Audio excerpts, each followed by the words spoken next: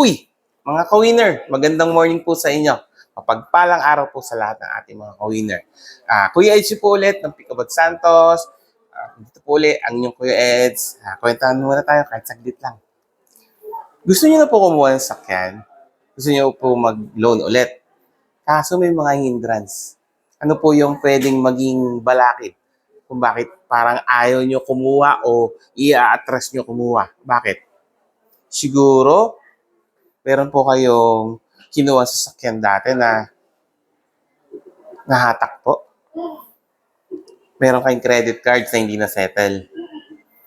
Meron po kayong mga GCash or yung mga credit cards na akala nyo kahit 8 years na, 5 years na, hindi na makikita sa pangalan nyo.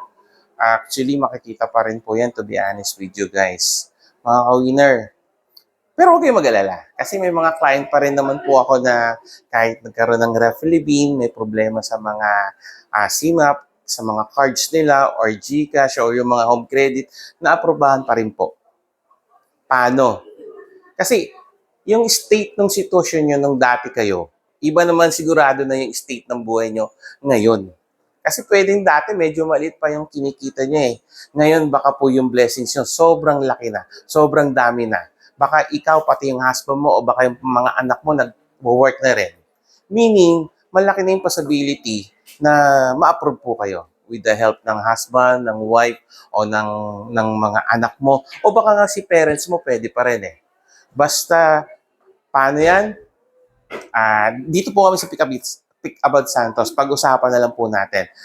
May number po ako dyan, Kuya Eds ng Picabot Santos, 0915-328-4136. Ready Viber po yan. Pag-usapan po natin kung paano natin magagawa ng paraan. Kung medyo malapit lang kayo dito sa dealer namin, punta na lang po kayo. Kasi malapit lang naman po talaga eh. Andito lang po kami sa near LRT station ng Abad Santos. Pero from galing kayo ng Monumento, pwede kayo going to Divisoria, kahit jeep lang kayo. Ganun lang po.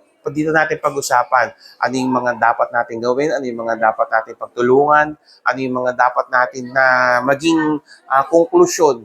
Let's say, may mga dokumento na kailangan, baka kaya ko pong gawa ng paraan. Diba? Pag-usapan natin kasi mas maganda po in face-to-face or through phone tayo mag-usap. Oo, para alam natin yung gagawin natin pagtulong sa isa't isa para magkaroon tayo ng win-win situation. Okay? Ganun lang mga ka-winner. Huwag po kayo mahiya magtanong. Please lang po, paki-subscribe din yung aking YouTube para each time na mayroon akong mga bagong tips, Kuya Ed, yun, mag-a-acknowledge po sa inyo para mapanood mo po. Ganun lang po. Okay? Magandang araw. Ingat po palagi. Pagpalang araw. Ingat po sa inyo lahat. Bye-bye!